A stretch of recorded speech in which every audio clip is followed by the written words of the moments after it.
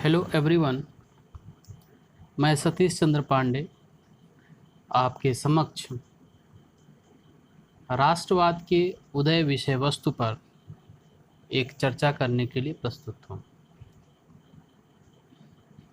आज हम लोग यह समझने का प्रयत्न करेंगे कि राष्ट्रवाद वास्तव में क्या है और राष्ट्रवाद को किस प्रकार परिभाषित किया जा सकता है।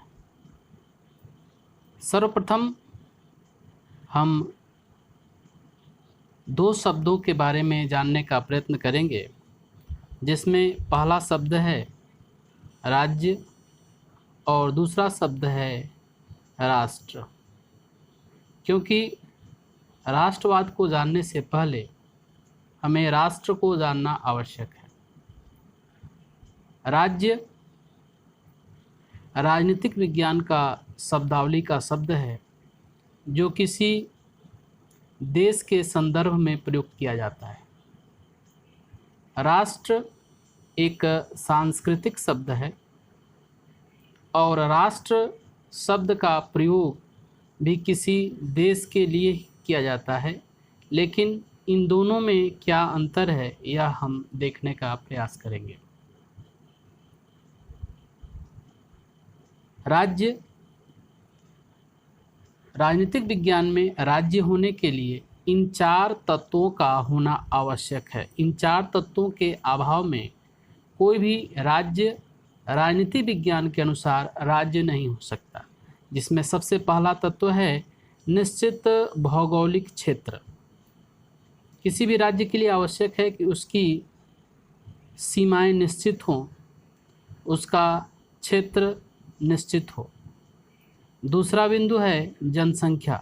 उस भौगोलिक क्षेत्र में निवास करने वाले लोगों की संख्या जनसंख्या कहलाती है। यह राज्य का दूसरा तत्व है। तीसरा तत्व है सरकार, जो इस क्षेत्र में निवास करने वाली जनसंख्या पर शासन करने का कार्य करता है। और चौथा बिंदु है संप्रभुता।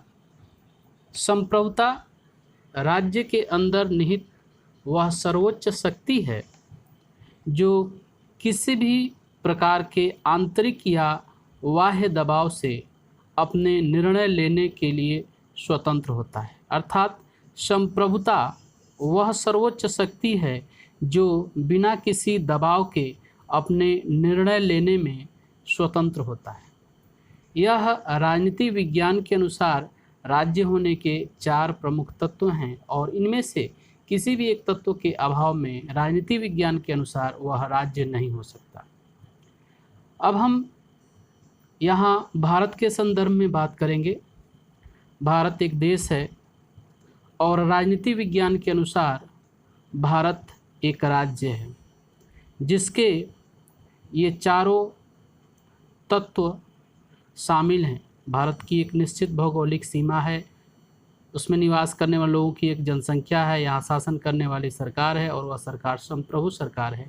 इसलिए भारत एक राज्य है।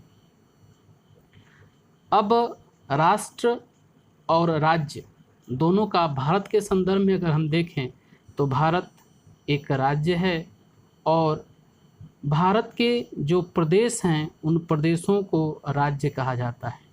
लेकिन राजनीति विज्ञान के अनुसार भारत के जो राज्य हैं वह राजनीति विज्ञान के अनुसार राज्य नहीं हैं, क्योंकि इसमें तीन तत्व तो समान हैं, वह मौजूद हैं। निश्चित भौगोलिक क्षेत्र भी है राज्यों के, राज्यों की जनसंख्या भी है, राज्य में शासन करने वाली सरकार भी है, लेकिन वह सरकार संप्रभु सरकार नहीं है, क्योंकि संप्रभु सरकार केवल भारत की सरकार है और भारत की सरकार अपने निर्णय लेने के लिए स्वतंत्र है।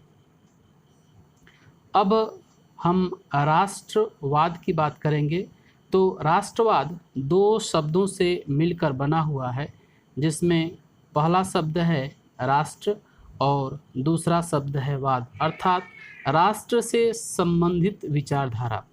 जैसा कि हमने अभी बताया, राष्ट्र एक सांस्कृतिक शब्दावली है और राष्ट्र सामान्य अर्थ में देश के लिए प्रयुक्त किए जाने वाली शब्दावली है। तो राष्ट्र के प्रति अच्छी भावना राष्ट्रवाद कहलाती है। और राष्ट्रवाद को सामान्य अर्थ में सामान्य रूप से अगर कहा जाए तो देश प्रेम या राष्ट्र के प्रति प्रेम की भावना राष्ट्रवाद कहलाती है। अगर इसे परिभाषित करने का प्रयास करें तो सामान्य रूप में राष्ट्रवाद को एक ऐसी अमूर्त विचारधारा के रूप में परिभाषित किया जा सकता है जिसमें व्यक्ति की उच्चतम स्वामी भक्ति अपने राष्ट्र के प्रति होती है। वह व्यक्ति की उच्चतम स्वामी भक्ति राष्ट्र के प्रति समर्पित होती है। वह अपने राष्ट्र के प्रति अपनी स्वामी भक्ति को प्रदर्शित करता है।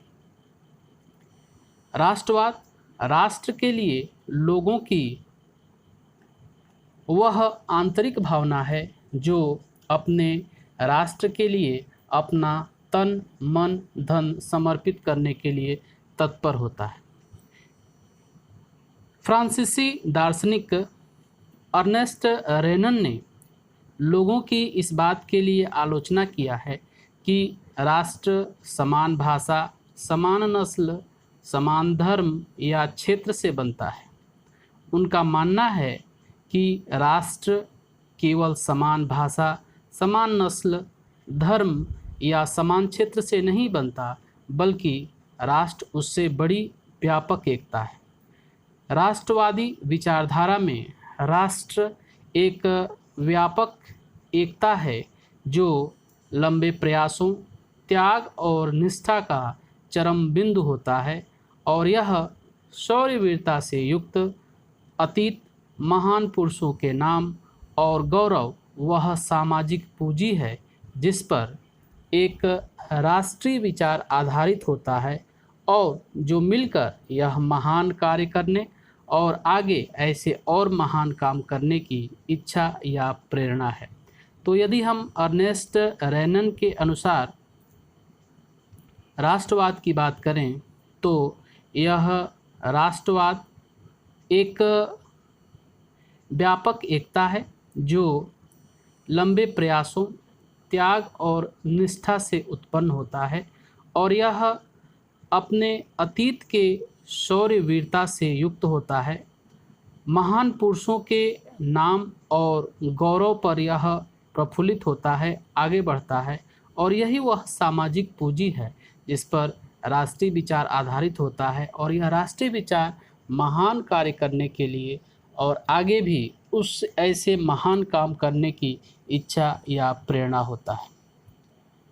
सामान्य अर्थों में राष्ट्रवाद को देश प्रेम या राष्ट्रभक्ति, देशभक्ति भी कहा जाता है और इस अर्थ में यदि हम कहें तो राष्ट्रवाद एक देश प्रेम की आंतरिक भावना है जो एक समान भौगोलिक क्षेत्र में रहने वाले समुदायों के बीच सामाजिक, राजनीतिक, आर्थिक और सांस्कृतिक एकता की भावना से संबंधित होती है।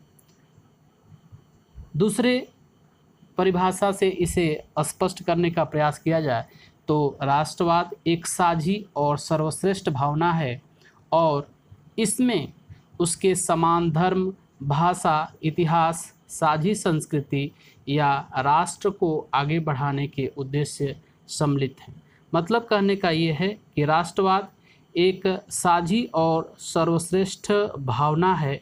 यदि इस गोले के द्वारा राष्ट्रवाद को दिखाया जाए तो इसमें समान धर्म, भाषा, इतिहास और संस्कृति इसके तत्व हैं जो इसे आगे बढ़ने के उद्देश्य को लेकर चलते हैं और राष्ट्रवाद एक साझी और सर्वश्रेष्ठ भावना है और इसमें लोगों का समान धर्म, भाषा,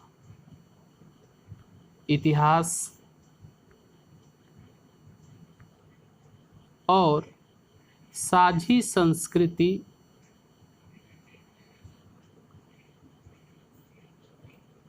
वह उद्देश्य हैं जो मिलकर इस सर्वश्रेष्ठ भावना को बनाते हैं और आगे बढ़ाने के उद्देश्य को लेकर चलते हैं।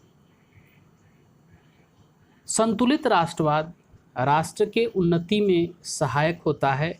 संतुलित राष्ट्रवाद देश के वृद्धि में सहायक होता है और अति राष्ट्रवाद विषम परिस्थितियों और युद्ध को जन्म देता है। इस प्रकार हमने देखा कि राष्ट्रवाद अगर सही दिशा में है तो वह राष्ट्र के उन्नति में सहायक होता है, और यदि यह अति राष्ट्रवाद रूप में हो तो वह विषम परिस्थितियों और युद्ध को भी जन्म देता है। आज के अंक में इतना ही। बहुत बहुत धन्यवाद। अगले अंक में मिलेंगे हम राष्ट्रवाद से संबंधित अन्य विचारधाराओं का समझने के लिए।